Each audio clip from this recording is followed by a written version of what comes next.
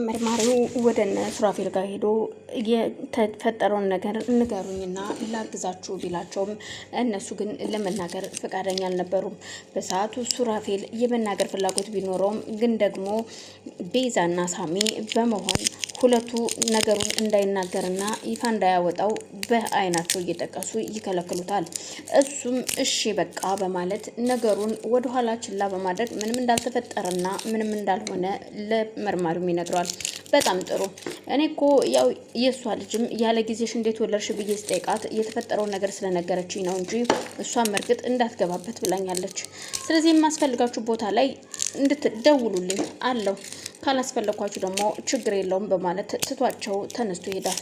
አዎ ሂድልን በማለት እነሱም ደስ ብሏቸው ተነስተው ሁለቱም ይነጋገሩ ጀመር። ሁለቱም የሚያወሩት ሱራፌል ነፃ የሚወጣበትንና ሮቤል ምን እያደረገ እንደሆነ ለማወቅ ነበረ።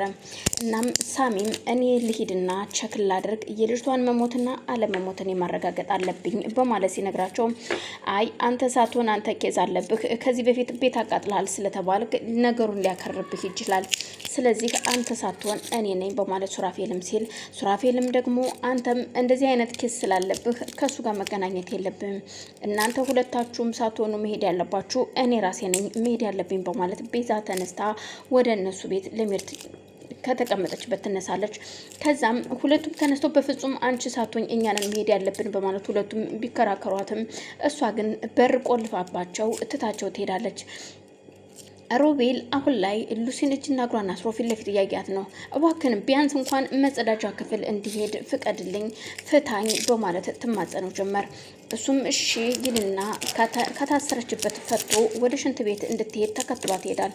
እንዳታመልጠው ስለሚፈልግ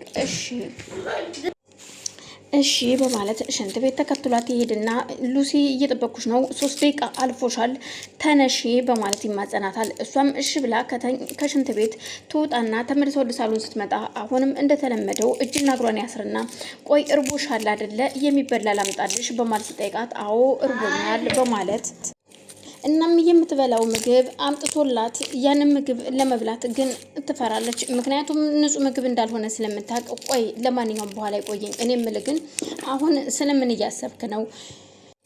ሎሚን ምን ለማድረግ አሰብክ የሚል ጥያቄ ስጠይቀው ሎሚንማ በቃ ማለት ሰራተኛዋ ማለትሽ ነው። ያው ሰዎች ሲሞቱ ስማቸው አንቱም አንቺም አንተም ይባላል። አንዳንድ ጊዜ ስም አልባ ይሆናሉ። ስለዚህ ምን ላደርግ አሰብኩኝ፣ ያው ግቢ ውስጥ ልቀብራት ነው። ቆይ አሁን ልጁን ጠርቻለሁ፣ ይመጣል፣ ቦታውን አሳየውና ይቆፍራል፣ ከዛ እንቀብራታለን። እንዴት ከነሱ ጋር ለመቅበር ትዘጋጃለህ አንተ? አሳልፈው ቢሰጡህስ? ምን እያደረክ ነው ሮቤል?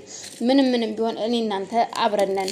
ስለዚህ እኔ እናንተ እንቀብራታለን። እነሱን ዝም ብለህ ቆፍሩልኝ በላቸውና መሬቱን ይቆፍሩልህ እንጂ ከዛ በኋላ ለሚፈጠረው ነገር እንዳታቀርባቸው በማለት ትነግረዋለች። እሺ እናም እንደዛ ስትለው እንደዛ ይሻላል ብለሽ ነው ወይ? እናም ሉሲ በልሺ አሁን እኔ እናንተ እንጂ እንዴት ሰው ለሰውን እንደዚህ ላደርግ ነው ትላቸዋለህ? ነገ ጧት አሳልፈው ቢሰጡስ?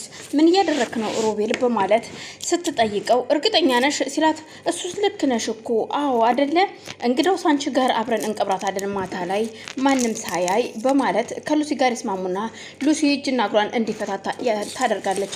ቤዛ እዛ ግቢ ውስጥ መታለች። ግን እነሱ እዛ እየገባችው በሩን ቆልፋባቸው ስለነበረ ሱራፌልና ሳሚ እሷ ላይ ለመድረስ ቶሎ አልፈጠኑም። ቁልፍ ፈልገው ሌላ ቁልፍ እስከሚያገኙ ድረስ ሰዓት ወስዶባቸው ስለነበር እሷ ኦልሬዲ ግቢ ውስጥ ገብታለች።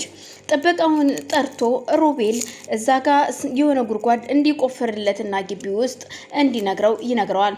እሺ በማለት ግን አሁን ግቢው እንዴት ነው? አካባቢው ሰላም ነው ወይ ሲለው በፍጹም ሁሉ ነገር ሰላም ነው፣ ምንም እየተፈጠረ ነገር የለም በማለት ግን የሆነ ነገር ኩሽታ እየሰማው ይመስለኛል። ምንድን ነው ሲለው በፍጹም ከመምጣቴ በፊት ዙሪያውን ቃኝቼ ነው የመጣሁት፣ ስለዚህ ምንም አይነት ነገር የለም አታስብ በማለት ጠበቃውም ለሮቤል እያጽናነዋል። ሮቤልን በጣም ጥሩ እሺ በልና አሁን ያለውን የቱ ጋር እንደምትቆፍር ላሳይህ ሲለው ይሄን ሁሉ ግን ቤዛ ድምጿን አጥፍታ ታዳምጥ ነበረ። የሎሚን አሁን ላይ ሱራፌል እንዳልገደላት አንድ ባንድ እሷ እየሰማች ነው። ግን ደግሞ ማንም ሰው እንዲሰማና እንዲያቅባት አልፈለገችም። ነገሮችን ሁሉ በግሏ ለመጨረስ ትሞክራለች። እናም በድንገት ሳሚና ሱራፌል ስልኳ ላይ ሲደውሉ የስልክ ድምጽ ይሰማል ሮቤል የሆነ የስልክ ድምጽ የሰማው ይመስለኛል። በፍጹም እዚህ ግቢ አይደለም እባክን፣ ምናልባት ከግቢ ውጭ ወይም እዛኛው ግቢ ሊሆን ይችላል እንጂ እኛ ግቢ ማንም ሰው የለም በማለት ያወራሉ። እሺ በቃ በማለት እሱም ጉድጓዱን ቆፍሮ ከጨረሰለት በኋላ ነበረ ይኸው ጨርሰናል፣ በቃ አሁን ተዘጋጅና አውጥተን እንቅበራት በማለት ሁለቱ ይነጋገራሉ። እሺ በማለት ባንሶላ ጠቅልለው ልጅቷን አውጥተው ለመቅበር ከቤት እያወጧት ነው።